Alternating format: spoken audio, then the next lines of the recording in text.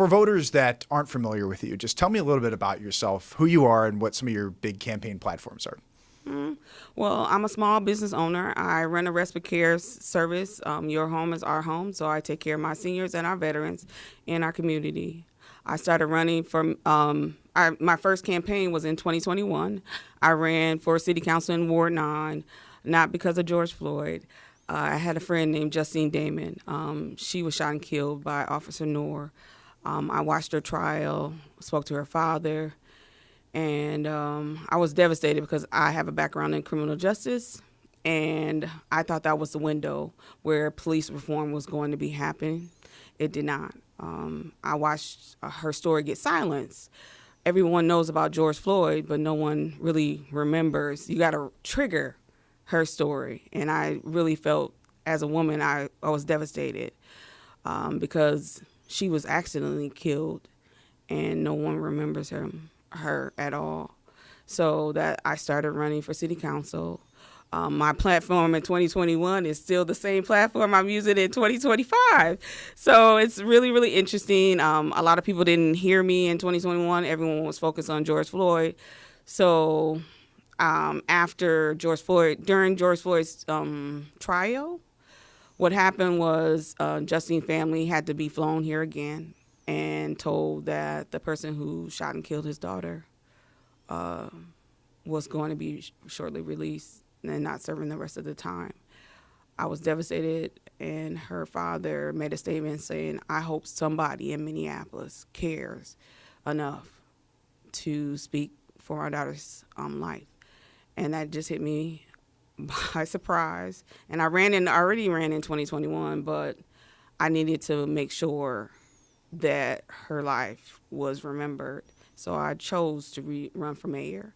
I prepared myself to run for mayor in 2021 already.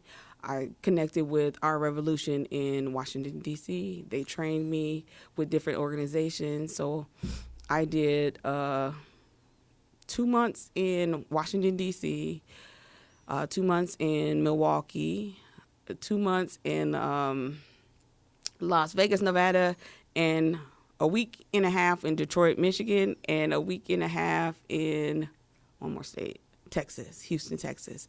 So they prepared me for the journey I was going to take, and it worked because a lot of people, I was a small, spoken person, but now I'm more strong. I'm prepared with plans to make Minneapolis safer for everyone, and I want to start balancing the budget. I have a 27-year background in finance, and it's time for a new leader. I'm not tired of the old leader. It's just time for a change. Thank you. When it comes to police reform, what is your vision for the city? How would you implement the state settlement agreement? My vision for the police department is remove police from the equation. I used to be a peace officer. Our job was, and we were always trained, our job is to bring peace to our community, not chaos. And that's what I want to start building in Minneapolis. I spend many weekends with the Edina chief of police and his team. They have a wonderful program where they invite families to come and sit down and get to know the officers. That is what is missing in Minneapolis, connection with the community members and the peace officers. Many times I've spoke to many women and men. Minneapolis officers are very aggressive, and most of the time they're coming to your home because you're a victim. You might have got your home victimized, somebody broke into your home, you got in a car accident, and then you get this aggressiveness where I want our peace officers to start making training like I had. I had a training of you need to be more compassionate. If this was you in this car accident, or if this was your home, would you want somebody aggressive? No, you want them to be understanding, being patient, and kind. And that's what we need in Minneapolis. When I was a peace officer, many times when I was wearing my uniform and I was going to lunch or something, people will walk up to me and buy my lunch with no question asked and just say thank you for protecting our streets. That's what we need in Minneapolis. Our streets are unsafe because of two things. One, there was a crazy question on the ballot, say defund the police. You can't do that. That made our officers feel unwanted, and that's wrong. It was totally wrong. And you want to defund the police and didn't have a plan? There's no plan, and we're 4 years later, sitting with no police officers. Half of them are gone. Half of them took settlements, and we're sitting with unsafe streets, and we're back to Murder-Appolis again. And that is not what I want for my city. Our seniors are looking at leaving because they can't afford to be here anymore, let alone feel safe. Homeowners and our small business owners are closing their doors, walking away because they can't afford it, and small business don't even feel protected. We have more unhoused neighbors in our streets, and I used to be unhoused. And for 4 years, the city claimed they want to do tiny houses. You want to do this, this, this. And none of them made any effort to go and say, hey, we need to focus on our unhoused neighbors. What are we going to do? You have 13 city council members will always say we want to support our unhoused neighbors, come up with ideas, and never bring them to the table. That's wrong. I've been unhoused when I first got here, and I tell many people it's not nice. Unhoused neighbors all have a story. And the longer they're out there, of course they're going to turn to drugs. Of course, they have no option. And the women and now young men, they're selling their soul just to feed themselves. And that's not right. I'm the only one that's really caring that says we cannot have this keep on going on, these encampments, but we got empty buildings. We got abandoned houses in Minneapolis, but we can't give them a place to sleep. And you're spending $300,000 on brand new buildings when we got over 100 houses that we already paying property taxes for that has just been empty because people passed away and didn't pass it on, and it comes back to the city. This is not, I won't plan to make a permanent solution, not a temporary fix to our unhoused neighbors. That will start the process of saving the people who want to be saved and then sending the other ones to treatment. Because a lot of people on drugs, they were just on drugs because they were offered it and they want to get it escape from their mind. You got to wake up. I mean, majority of the people I talk to today, I even have a series called Minnesota Nice, Do You See Me? And I videotape unhoused neighbors. And they tell me their story, how they became unhoused and how long they've been unhoused. I follow a majority of them today because they're still unhoused.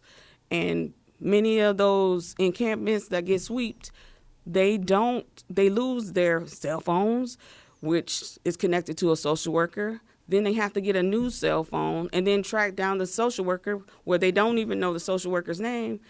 And then their ID is gone, their social security number is gone. They're left with nothing and starting all over again. I am planning to make them have a bracelet, a digital bracelet, that when their bracelet is scanned, it will pull up a copy of their birth certificate. It'll pull up a copy of their social security number and a copy of an ID. Because if they're not going to lose something that's attached to them. And I'm planning on getting them out of the streets because we're not being humane to them. We're not being fair to them. And people are forgetting. I live on Lake Street. I live off of Lake Street for over 34 plus years. I have researched. Minnesota did a bad thing years ago where they said one-way tickets to other states. And now people are doing it to Minnesota. Minneapolis specifically. And I've talked to Jacob about it, where on Lake Street on Tuesdays and Thursdays, a Greyhound bus comes in from other states of unhoused neighbors. and they're promised shelter. We can't fix somebody else's problems if we ain't fixed our own problem. And this is not acceptable. Those buses came, I started taking pictures of and videotape the people who coming in from Illinois, New Orleans, and their promises bed, and we ain't even putting the beds that we have to the people we have on the streets. I've talked to Jacob about it, and he literally is hearing me, but he still ain't doing anything. Would you support clearing encampments at all in any circumstance? We can't clear encampments until we have a place to stay. My plan is to start finding our individuals, and I want, even when I become mayor, that's my goal, is to, if I don't have to be at a city council meeting, I want to be working closely with our unhoused neighbors, because if the mayor, used to be unhoused, cannot save the people or help the people who needs it the most, I'm not doing my job. I really want to be involved with making sure these unhoused neighbors find a place to stay and be successful. I understand we're going to have a few that's going to fall back on the drugs. Of course it's going to happen. Drugs is an epidemic for them. But we do need someone to, besides the mayor and the city council, y'all need to work together. Y'all have had 4 years. All of them been working together for 4 years now. And y'all keep on saying, we're going to do this. We're going to do tiny houses. We don't need tiny houses. We got a whole bunch. Read the abandoned house list. There's over 100. We need to start using that. And other suburbs use houses and let people share rooms. And why is Minneapolis, the biggest city in Minnesota, not trying to fix that problem or trying to have a real solution to the problem? So that's where I'm at. I wanted to ask you about something you said when talking about police reform. You had said removing police from the equation, but you don't support defunding the police. Just clarify your stance on, would you hire more officers? You believe the Minneapolis Police Department should stay intact as it is? I believe that we need to hire the right officers. I'm not saying that there's wrong officers, but I want them to have compassion and care. A lot of people say, do you want them to live here? I don't care where they live, long as they come and respect our community member. It shouldn't even matter. Why I don't care? Because when I was an officer, I didn't live where I lived. I didn't live where I worked. And that was because many people feel that police officers are at risk. I don't want to risk my family's life because I arrest some bad guy. And that's what would happen if if I allowed the officers to live in our city. I want them to make sure that they take care of our individuals. So I do want officers, but I want to vet them. I want to see what their past is. I want to make sure they don't have an incident of accidentally killing somebody or permanently injuring somebody, because those are flags to me. I don't want an officer who already has a past and brings it to our city, because then it looks bad on me. Many new officers, there's a whole team an organization. Even if the chief hires them, they already did their background check on them. So Minneapolis is not even going to play that. Brenda, you used to be an officer and you didn't vet them. Why am I not vetting them? We do deserve more officers. I respect all the officers. When I see an officer and I'm at Chipotle or any other restaurant, I always say, hey, I'm going to pay your meal, because I know every time they get in that car, their family may not see them again. You got to understand, everyone don't like police officers, but we do need them in our streets. But I would like our officers to go back a couple years, because we used to have police officers walk the beat downtown and on Lake Street. They used to ride their bicycles. They used to ride motorcycles. Those police officers I found out the other day, we still have a motorcycle team. And I was like, I've never seen them at a parade. I haven't seen anybody. there is officers. They just need to do more, be more visible to the community, and especially if they spend time at our small businesses, to make that area, these small businesses over South feel more safe.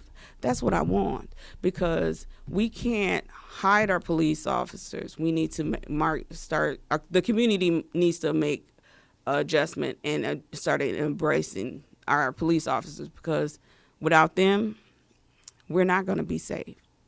I can only defend my neighborhood, and I do it every day. But we do need our officers to come back, but we need them to make sure that, I don't care where you live, you need to respect our community and make them comfortable when you come to their home or to that situation. That is what we need, because many women, unlike me, who don't look like me, say, I got a police report, but the officer yelled at me the whole time, and I was the victim, and I was hit. And I'm trying to brace myself to talk to him, and he was upset because I wasn't talking too fast. Many of those officers have bad calls, don't get me wrong. But you have to, if you need to take that 5 minutes before you get out your car and talk to somebody, take that 5 minutes. Our officers it's a mental thing. When I was an officer, it's a mental thing.